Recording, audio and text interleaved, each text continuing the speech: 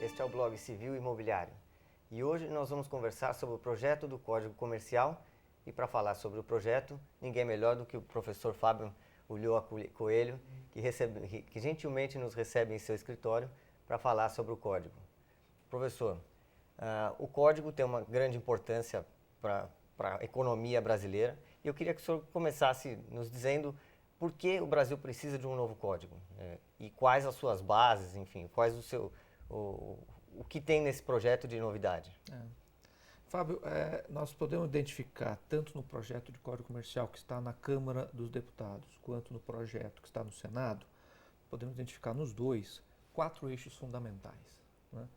O primeiro eixo é a simplificação da legislação empresarial, a simplificação daquela lei que trata do dia a dia da empresa, né?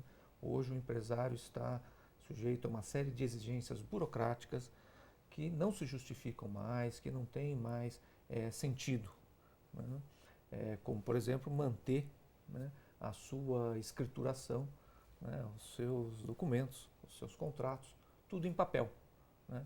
Hoje o empresário não pode guardar a sua documentação empresarial em meio eletrônico, né? Não pode fazer os contratos em meio eletrônico. Ele tem que fazer o contrato, tem que fazer a documentação, os títulos, tudo em papel, né? Isto é uma exigência burocrática que não se coaduna mais com o mundo de hoje, né? Com toda a tecnologia que existe à disposição do empresário, né?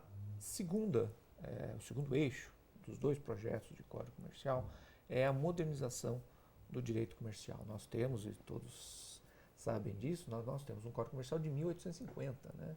No tempo do Império, né? Foi Dom Pedro II que baixou esse Código Comercial, né? Ele está hoje todo mutilado, parte da matéria de direito comercial está no Código Civil, né?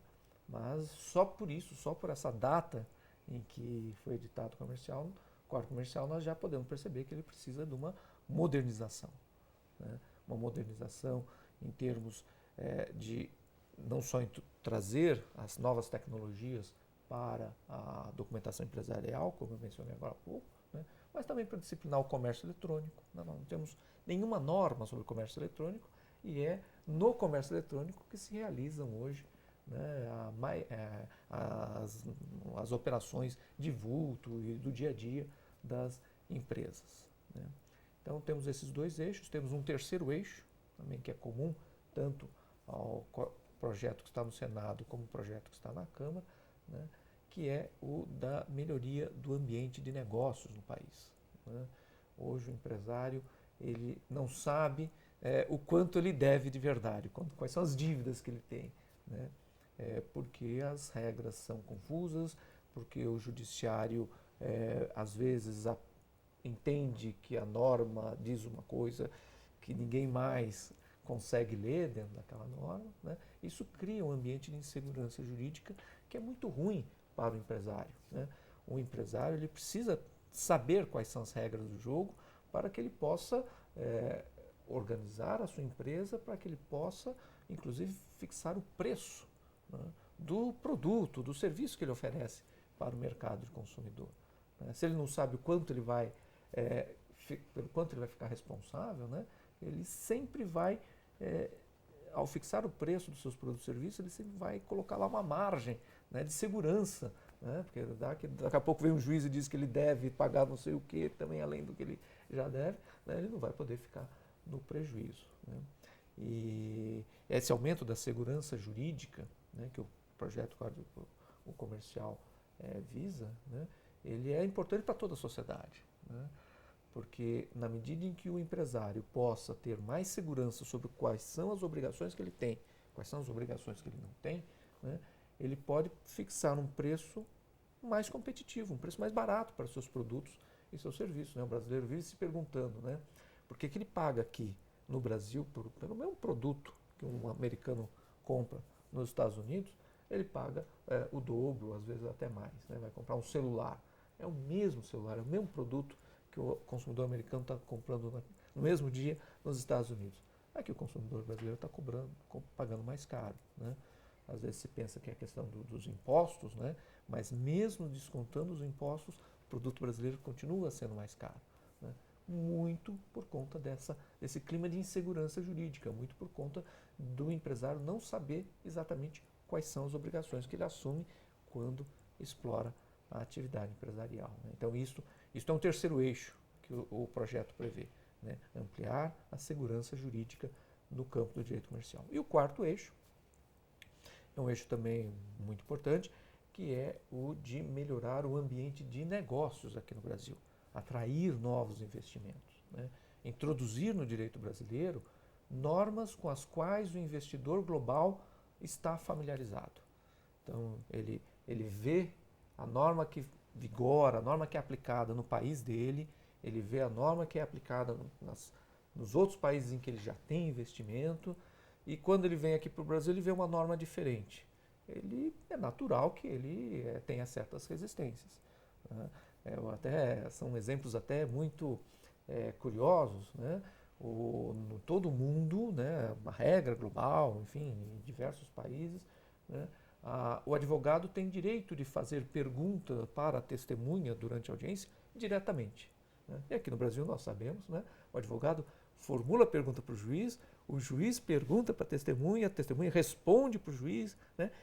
Esta nossa regra é uma regra que faz com que os empresários globais, né, estranhem, né, o que pode acontecer se ele se envolver num processo judicial aqui no Brasil, né? Por que o advogado não pode fazer a pergunta direto para a testemunha, né?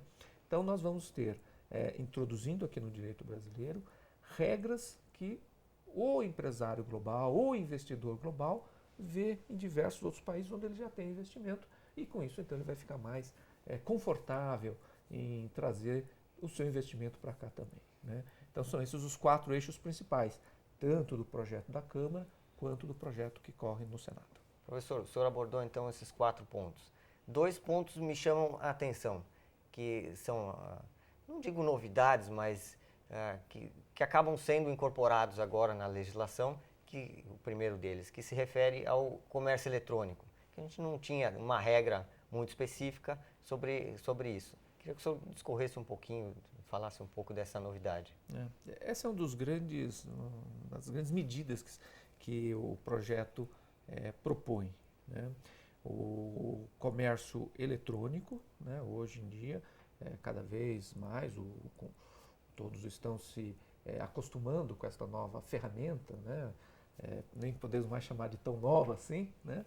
Mas o fato é que já está incorporado ao dia a dia das empresas, ao dia a dia do comércio, tanto de produtos quanto de serviços, o uso do comércio eletrônico para o uso da internet, né, para celebrar contratos, né? E o direito brasileiro não tem absolutamente nenhuma regra específica sobre isso, né? E aqui a gente precisa fazer uma distinção. Existe o comércio eletrônico para os consumidores, né, em que de um lado temos um empresário, do outro lado nós temos um consumidor, né, e temos o comércio eletrônico entre os empresários, né? O Código Comercial vai tratar apenas do comércio eletrônico entre os empresários. Do comércio eletrônico do consumidor, entre o empresário e o consumidor, isso está sendo objeto de uma outra lei, uma lei de modernização, de atualização do Código de Defesa do Consumidor, que também está em tramitação no Senado Federal, né, e que, a partir dos quais, né, do Código Comercial e dessa lei de modernização do Código de Defesa do Consumidor, o direito brasileiro passará a ter uma regra própria, específica sobre o comércio eletrônico, né? Estas inovações que estão previstas no projeto Código Comercial relativamente ao comércio eletrônico também ajudarão à melhoria do ambiente de negócios no país. Existe uma lei modelo, uma lei padrão que a ONU fez já isso há uns 15 anos atrás, né, que é a lei sobre o comércio eletrônico, né, e que tem sido adotado pelos mais diversos países da economia globalizada, né. O Código Comercial se inspirou fortemente nesta lei, o projeto se inspirou fortemente nessa lei, também para trazer para o direito brasileiro uma norma com a qual o investidor global está familiarizado. O segundo ponto que eu mencionei, que me chama a atenção, é a questão da busca dessa segurança jurídica. O projeto ele busca muito a aplicação de princípios e acho que se baseia nisso, que já é uma tendência do direito brasileiro. como é que a aplicação dos princípios na área comercial traz essa segurança jurídica para o nosso sistema? Essa questão, Fábio, é muito importante, né? Porque cada vez mais os juízes têm decidido as questões que lhes são submetidas com base em princípios, né? E o direito comercial, as relações entre os empresários, devem ser regidas por princípios próprios. Não são os mesmos princípios do direito civil, não são os mesmos princípios do direito do trabalho, não são os mesmos princípios do direito do consumidor. São princípios próprios que devem reger as relações entre os empresários. O que acontece hoje, o que nós temos vendo hoje, infelizmente, é que questões entre os empresários têm sido decididas a partir de princípios que são invocados pelo Poder Judiciário, estranhos ao direito comercial.